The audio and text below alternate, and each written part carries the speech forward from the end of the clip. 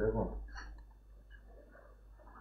Dans cette série de TD sur le deuxième chapitre intitulé La diode, nous allons réaliser deux exercices.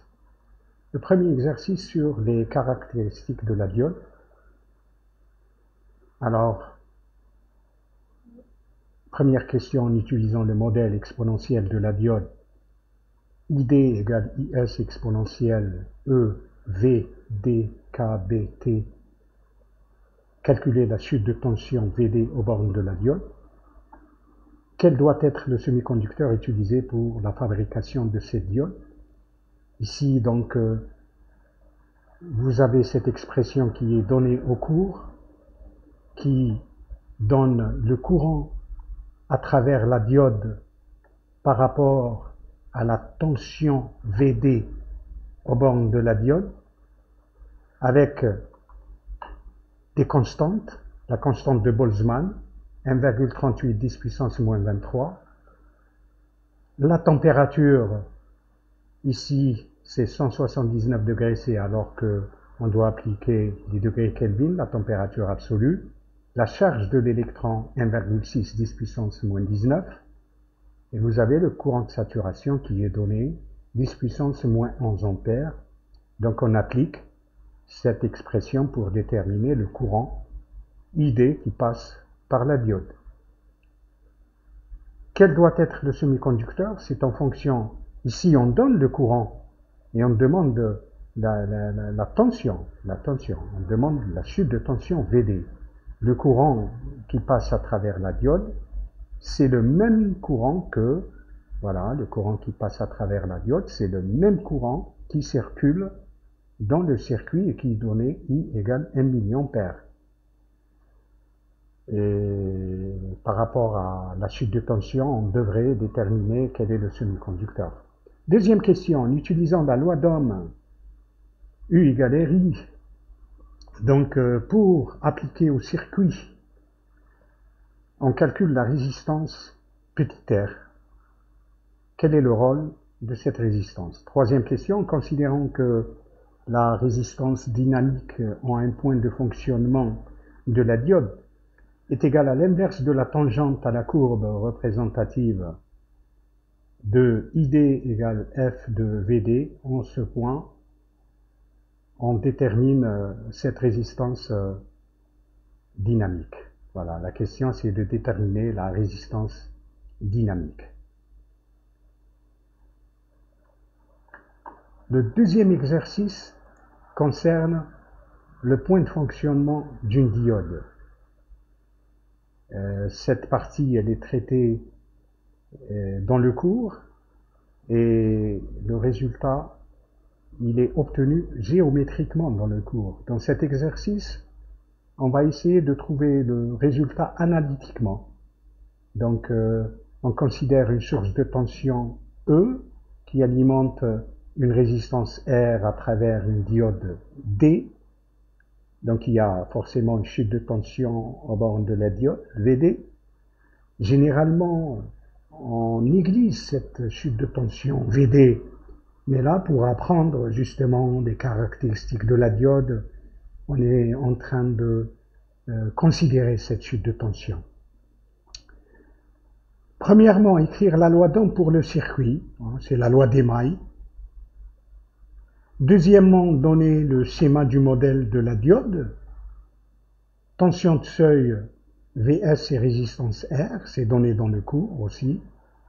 Deuxièmement, déterminer le point de fonctionnement de la diode analytiquement. Donc, je rappelle que c'est traité géométriquement le résultat dans le cours. Ici, on va le faire analytiquement par les calculs. Donc on détermine ce point de fonctionnement, donc les coordonnées du point, courant et tension, qu'on va appeler par exemple I0 et V0, les coordonnées. Par rapport à E, Vs, la tension de seuil de la diode, et R, la résistance interne de la diode. La tension de seuil et la résistance R apparaissent dans le modèle justement, puisqu'on vous demande de donner le modèle de la diode ces deux grandeurs, Vs et R, apparaissent dans le modèle. Le troisième exercice, c'est l'utilisation de la diode en tant que redresseur monoalternance. Donc, pratiquement le même schéma. Une source de tension VE, tension d'entrée, elle est sinusoïdale en fonction de son amplitude, sa valeur max, VEM. Sinus, la pulsation oméga, elle est égale à 2πf, f étant la fréquence par rapport au temps. F égale 50 Hz. L'amplitude, c'est la valeur efficace multipliée par racine de 2, 220 racine de 2. On préfère donner cette valeur sous cette forme pour faire apparaître la tension, la valeur efficace. Donc multiplié par racine de 2, c'est égal à la valeur maximale d'une tension. Cette source de tension alimente une résistance R à travers une diode D. Premièrement, faites la représentation graphique de la tension d'entrée, de VE de T par rapport au temps. Quel est le rôle de la diode, donc? Faites la représentation graphique de la tension de sortie, donc qui est aux bornes de R.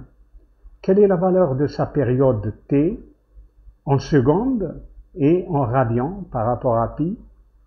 Donnez l'expression de la tension aux bornes de la résistance R, donc la tension Vs de T, au moins dans une période entre 0 et T, donc, sinon au moins 2 périodes pour voir l'allure de cette tension. Deuxièmement, calculer la valeur moyenne de cette tension à partir de l'expression, donc Vs moyen est égal à 1 sur T, T la période de Vs, entre 0 et T, 2, donc la fonction pour laquelle on veut calculer la valeur moyenne, ici Vs de T.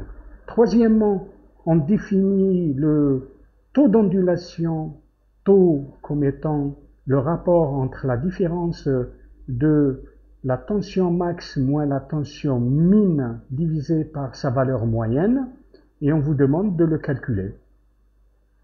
Quatrièmement, calculer la valeur du courant, donc qui va circuler en fonction de R, écrire l'expression par rapport au temps de ce courant, I de T. Faites la représentation graphique de I de T sur le même graphe que Vs de T. Pour le corriger, pour l'exercice 1, donc la température a été donnée en degrés Celsius, on la transforme en degrés Kelvin d'abord, donc on ajoute 273 et on obtient 452 degrés Kelvin. Il faut s'apercevoir aussi que dans ce montage, le courant qui passe à travers la diode ID, c'est le même courant qui circule et qui sort par la source CI. Ils sont égaux, c'est le même. Alors, on répond à la première question, on nous demande de calculer VD, la tension aux bornes de la diode, c'est la chute de tension aux bornes de la diode, c'est le modèle qui est donné au cours et qu'on va utiliser. Nous avons les valeurs de E, de KB, de la température, 452 degrés Kelvin, nous avons la valeur de IS, nous avons la valeur du courant qui est de 10 puissance moins 3 qui circule dans le circuit, et on vient de dire que, vous regardez le montage, c'est le même courant qui passe à travers la diode. Il nous reste à tirer VD, on fait le logarithme du rapport ID divisé par IS pour obtenir donc EVD KBT, et puis on fait monter KBT, on divise par E, et on obtient l'expression VD égale KBT sur E, log du rapport ID sur IS. On applique en transformant la température en degrés Kelvin, en considérant que ID c'est I, 10 puissance moins 3, et on obtient 0,72 volts. Donc, sachant que la tension de seuil des diodes à silicium est autour de 0,7 volts, on peut déduire que cette diode, elle est au silicium. Réponse à la deuxième question. la loi d'Ohm, si on l'applique au circuit considéré, nous avons une tension produite, elle est égale à U, elle est égale à la somme des chutes de tension dans le circuit. Nous avons une chute de tension aux bornes de la diode VD, nous avons une chute de tension aux bornes de la résistance, elle est égale à RI. Donc la tension produite est égale à la tension consommée, à la somme des chutes de tension. C'est l'application de la loi d'Ohm dans les circuits fermés, donc dans une maille. Et là, il est aisé de tirer, donc U moins VD divisé par I est égal à R. U est égal à 2 volts. VD est égal à 0,72. Le courant I, c'est 10 puissance moins 3 ampères. Et on obtient donc 1,28 kOhm pour la valeur de la résistance. À quoi sert cette résistance? Eh bien, en choisissant cette résistance, on contrôle la valeur du courant pour que ce courant ne dépasse pas le courant admissible par la diode, par exemple.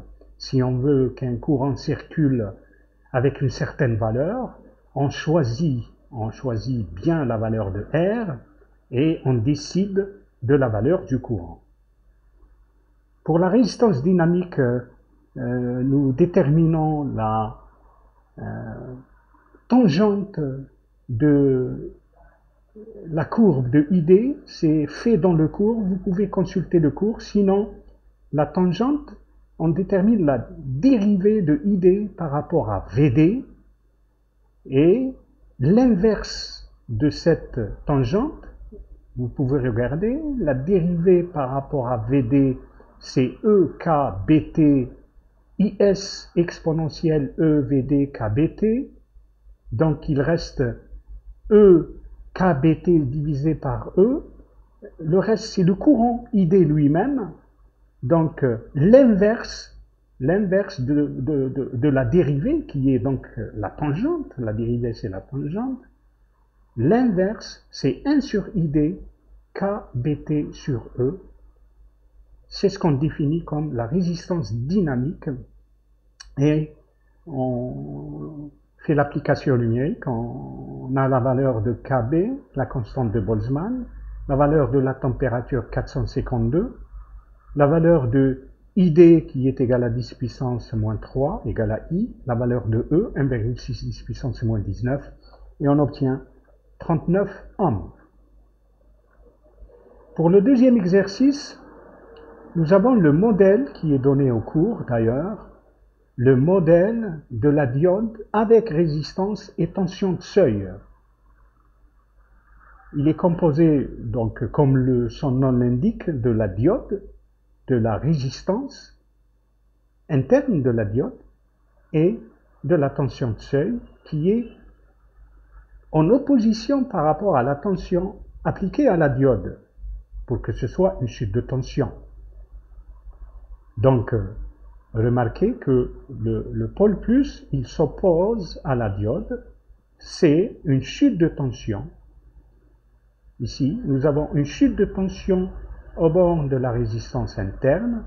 La somme est égale à la tension appliquée, qui, dans ce cas, du modèle, on va l'appeler la tension modélisée, est égale à R multiplié par le courant du modèle modélisé, plus Vs. D'un autre côté, on sait que dans le circuit, il y a une source de tension E. Elle doit être égale à la somme des chutes de tension. Il y a un courant I qui parcourt la résistance R et il y a la chute de tension aux bornes de VD. Donc, on applique avec la résistance, bien sûr, c'est la forme générale. La résistance, c'est petit r. Au point de fonctionnement, supposons que nous avons la tension appelée V0, donc le courant I0. Donc, si on applique pour le modèle, c'est cette équation, ça devient V0 est égal à R I0 plus Vs. On applique cette équation au point V0 I0 et nous avons E égale V0 plus R I0. nous obtenons deux équations avec deux inconnus qui sont V0 et I0. Ça nous permet aisément de déterminer les deux inconnus qui sont les coordonnées du point de fonctionnement de la diode. I0 égale à E moins Vs sur petit r plus grand R, et V0 est égal à RE plus R, Vs divisé par R plus R. On peut vérifier l'équation dimension. Nous avons un courant qui est égal, ici nous avons une tension, dimension d'une tension divisée par une dimension d'une résistance, et c'est la dimension d'un courant. Première vérification. Ici aussi on fait une petite vérification, donc nous avons une résistance multipliée par une tension, résistance multipliée par une tension. Donc les dimensions du numérateur c'est résistance multipliée par une tension, divisé par dimension du dénominateur c'est résistance, c'est une tension. Donc la vérification est faite par les dimensions. Et si nous reprenons par exemple la détermination graphique de ce point, cette détermination, elle est telle que nous avons la représentation de ID, c'est une exponentielle qui augmente. Le courant I à travers la diode, pour la circonstance, on l'appelle ID. Par rapport à la tension aux bornes de la diode, nous avons l'expression ID égale IS exponentielle VD, EVD sur KBT, donc c'est une exponentielle qui augmente avec les augmentations de VD. Et puis, nous avons aussi, d'après la loi d'Ohm, E égale V0 plus RI0, ou bien pour des valeurs variables, E égale VD plus RI. C'est une droite qui passe par deux points. Ces deux points sont E sur R sur l'axe des Y. Si on fait VD égale 0, on obtient E égale RI, donc I égale E sur R. Si on fait I égale 0, nous obtenons VD égale E. Voici ces deux points. On trace la droite, et puis le point d'intersection, c'est le point de fonctionnement, parce qu'il doit appartenir en même temps à la courbe du courant qui traverse la diode, et en même temps, c'est le courant qui circule dans le circuit. Et le point d'intersection, donc c'est le point de fonctionnement. Ça, c'est la détermination graphique qu'on a réalisée au cours. Donc les deux nous permettent de déterminer ce point. Pour la solution de l'exercice 3, la représentation de la tension d'entrée, c'est une sinusoïde qui a donc une période T. Voici, c'est la même période ici. Elle est égale à 1 sur F, donc 0,02 secondes, F étant égal à 50 Hz, 1 sur 50 c'est 0,02 secondes, en pi radian c'est 2 pi. Pour la période, pour l'amplitude de la sinusoïde, c'est VEM comme c'est donné dans l'exercice 220 racine de 2. Et nous avons la sinusoïde complète. Donc pour la tension Vs, quand la tension VE aux bornes de la diode, elle est positive, la diode, elle est passante, et nous avons la même tension dans cette demi-période de 0 jusqu'à T sur 2, nous reprenons la même sinusoïde, VEM c'est égal à VSM, mais quand la tension aux bornes de la diode, donc produite par la source, devient négative, la diode, elle est bloquée, elle coupe le courant, ça devient un interrupteur ouvert, et il n'y a plus de courant, donc la tension s'annule. Et sur une période entre 0 et T, la forme de Vs de T, c'est une demi-période sinusoïdale, et puis une droite, donc un segment de droite, qui est porté par l'axe X'. Puis là, on reprend. Et c'est alternatif, bien sûr. Donc, Vs de t dans une période, c'est une demi-période, c'est une sinusoïde. La deuxième demi-période, c'est un segment de droite porté par l'axe X'. Le rôle de la diode, c'est un rôle de redressement, puisque là, on vient de redresser la polarité négative, on l'a annulée à l'aide de cette diode. La période, on vient de dire que c'est 1 sur f, 1 sur 50 en secondes, 0,02 secondes. En pi radian, c'est égal à 2 pi radian. On peut, voici une période, géométriquement, déjà, déterminer cette période qui se reprend à chaque fois, et elle est égale à 2 pi. Ici, sinon, on calcule oméga t, et c'est 2 pi radian, c'est la période en radians. Deuxième question, on nous demande d'appliquer l'expression Vs moyen égale à 1 sur t, 0t, Vs de t dt pour déterminer, c'est la définition de la valeur moyenne d'une fonction, on l'applique à Vs de t. Donc Vs de t, c'est une sinusoïde entre 0 et pi, et c'est égal à 0 entre pi et 2pi, la période étant égale à t égale à 2pi. La demi-période, c'est une sinusoïde. La deuxième demi-période, la fonction, elle est nulle. Donc, on applique ici et on intègre seulement de 0 à pi. Dans la demi-période de pi à 2pi, la fonction, elle est nulle. Donc, on annule son intégrale puisqu'on intègre, en définissant les bornes, la constante, elle peut être annulée. Donc, 1 sur t, l'intégrale de sinus oméga t, c'est 1 sur oméga avec le moins cosinus oméga t.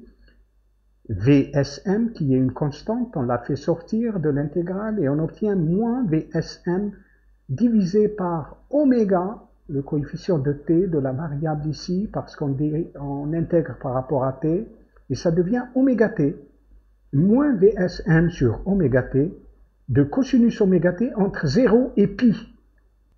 Alors, cosinus pi, c'est moins 1, c'est oméga t qui est égal à pi ici, et oméga t égale 0, cosinus 0, c'est 1, donc moins 1 pour cosinus pi, moins 1, c'est moins 2, moins 2, ça se simplifie avec ce moins et avec le 2, et le résultat, c'est Vs racine de 2 sur pi. La valeur moyenne qui va être considérée pratiquement comme une tension continue, constante, alors qu'elle n'est pas vraiment, parce que on ne va pas se suffire de ce redresseur, on va lui rajouter un condensateur dans des applications pour diminuer le taux d'ondulation, pour lisser un peu plus, mais si on calcule la valeur moyenne de cette tension qu'on considère plus ou moins continue, c'est Vs racine de 2 sur pi. Seulement, elle va avoir un taux d'ondulation élevé. D'ailleurs, c'est la question de, troisièmement, on demande de calculer le taux d'ondulation qui devait être de quelques pourcents, sinon de quelques pour mille. Nous allons obtenir 3,14, un taux d'ondulation très élevé. Donc, quelle est la valeur maximale de Vs? C'est Vsn, c'est Vs racine de 2. Quelle est la valeur maximale? La valeur minimale, c'est 0 pour Vs. La valeur minimale, c'est 0. La valeur maximale, c'est Vsm, donc Vs racine de 2. On remplace, on divise par la valeur moyenne qu'on vient de calculer, Vs racine de 2 divisé par pi, et on obtient pi, 3,14, qui est un taux d'ondulation très élevé. Quatrièmement, on demande de calculer le courant à partir de la loi d'Ohm. On obtient I de t égale Vs de t divisé par R, le courant qui parcourt la résistance, c'est sa tension au bord de la résistance divisée par R. Et nous avons la fonction Vs de t, c'est Vsm sinus de pi ft, divisé par r, on obtient la fonction par rapport au temps de i, c'est une sinusoïde entre 0 et pi, et elle va s'annuler de pi à 2pi. Donc, c'est une sinusoïde qui a la même période, la même fréquence que la tension. C'est pour cela qu'on va tracer une sinusoïde entre 0 et t sur 2, et puis c'est 0, puisque Vs de t est nul entre pi et 2pi. Donc, la différence ici entre Vsm et Im, c'est que Im est égal à Vsm divisé par R, donc c'est dans l'amplitude, la valeur max, qu'ils sont différents, sinon, donc ils ont la même période, et puis ils s'annulent tous les deux dans la deuxième demi-période.